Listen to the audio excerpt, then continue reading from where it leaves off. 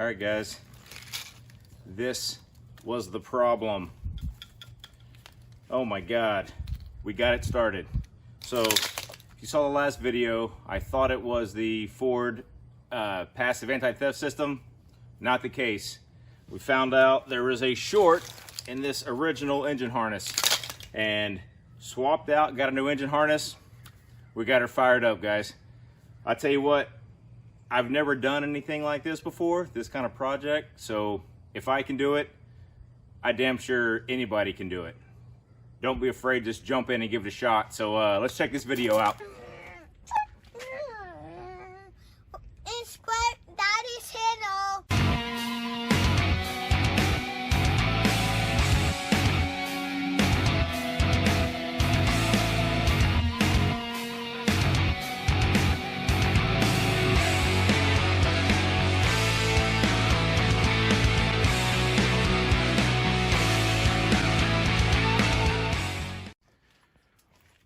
I'll show you why here, guys. So keys in, go to start, and there's the theft light. So if you notice, no fuel pump, no injectors cycling, and when you go to start, just nothing. All right, here's the key that failed to work. I ordered a couple Ford factory replacement keys. Had them cut this morning, and my buddy's on his way. Hopefully we can get these programmed, and with any luck, we'll hear this thing come to life finally. All right, computer programming extraordinaire here. See if we can get some keys programmed. All right, guys, here's where we're at. Turns out the OBD2 port can't communicate with the main PCM. This center plug is the main engine harness plug. As I hear that, the fuel pump is now on. Fuel pump is running. So what we know is that there is some kind of short or issue in the wiring harness.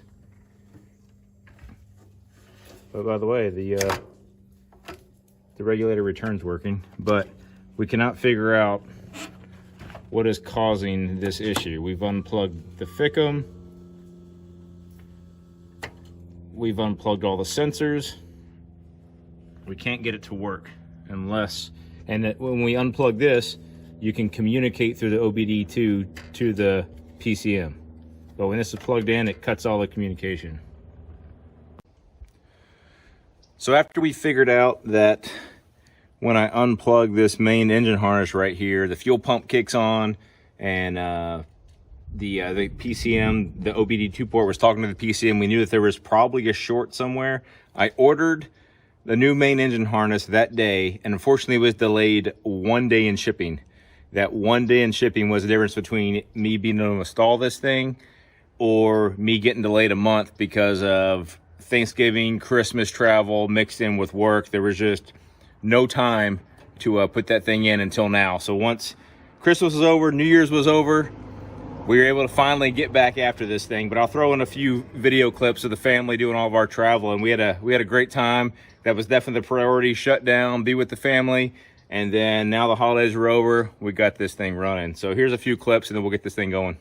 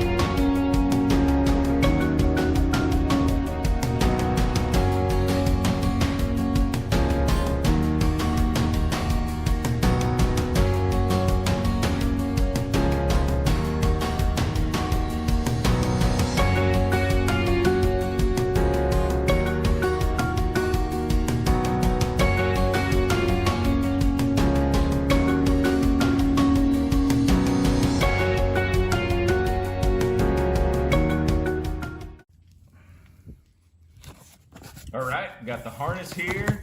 Playtime's over. Let's get back to work.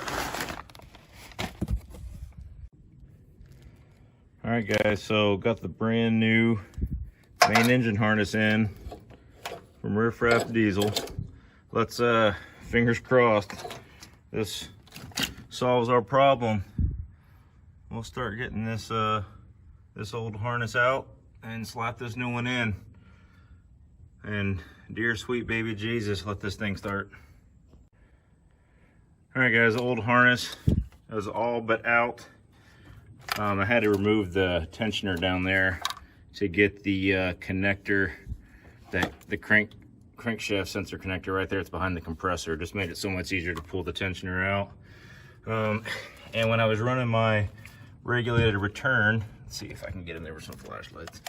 Of course, I ended up zip tying the ICP sensor wiring with my regulated return fuel line. It's back there. I can't get the camera to focus. Oh man, you can almost see, you can see that blue zip tie. So the connector is right behind that fuel line that's back there, that's running from the passenger side head. Of course, it's got my connector. So I'm going to cut that dang zip tie, and then the harness will be out. All right, there we go. That's the old harness. It's out. And now let's get this new one in here.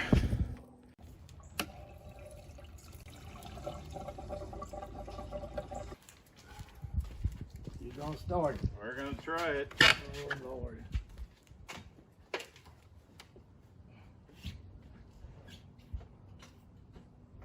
Do you have to step on the brake?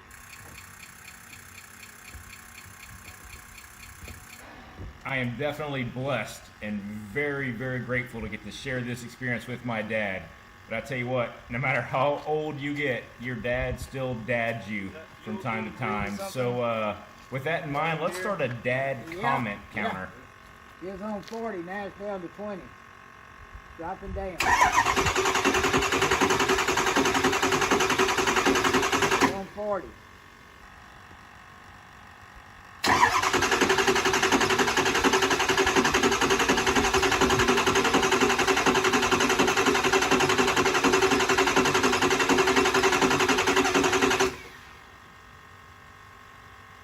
You're on 42. There's a shot again, another shot. Do you have to adjust this any? I will eventually.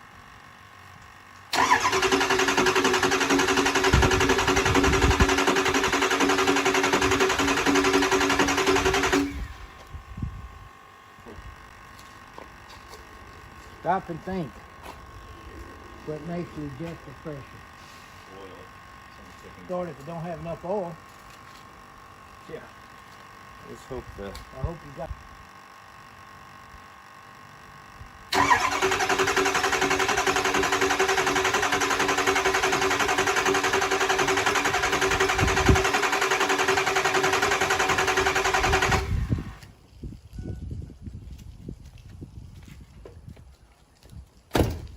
So if the oil's not high enough on the dipstick, you won't get enough pressure.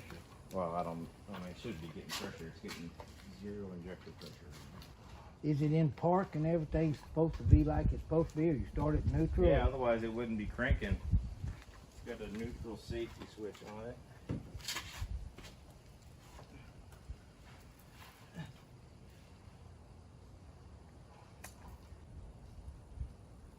It's got diesel in it, right? Mm-hmm. I remember you putting some in the tank.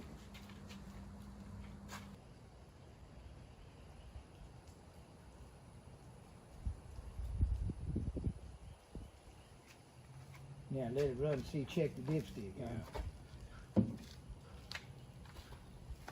Hey!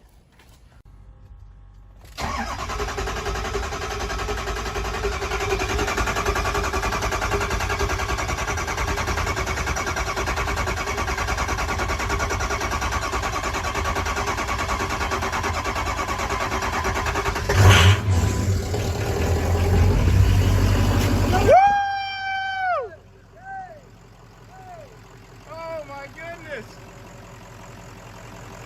Oh my goodness! Oh my goodness. Diesel, it's running. It's running, Diesel. It's running, big boy.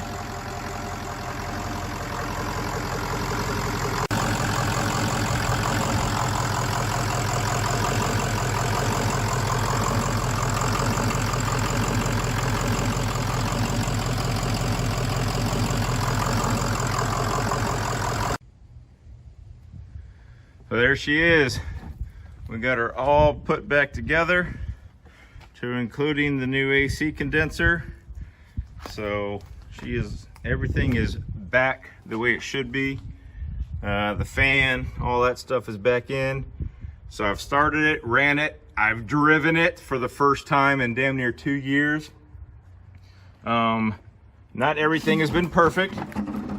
After I started it for the first time, I shut it down, then let it cool off, checked everything, checked fluids again, cranked it up again, let it get all the way up to temperature. And of course, this hose that normally goes to your EGR cooler, it's just a heater hose that loops back around. That damn hose ring popped off, and of course water went gushing everywhere. So I was able to get to it by just taking off this intercooler pipe, and by some act of Jesus, I was able to get that heater hose back on without taking the turbo off. So that was problem one. Problem two, let's see, let me think here. We had that. I had this thing pop off one time, just going around the block, not a big deal. But the bigger issue that I had was with the transmission. So probably the scariest issue that I was running into after getting this thing running again was the transmission was not acting right. Couldn't figure it out. I only drove it a few miles around the block. Transmission was it was like shifting funny. It was going to like first, second, third, then back to second and shimmy in and acting weird. Then it would just lock itself into third gear and just sit there, and it wouldn't shift at all. So if I came to a stop, I had to take off in third gear. It just, obviously something was not happy. The tow haul light came on and just started like flashing on and off. So I knew it was throwing a code.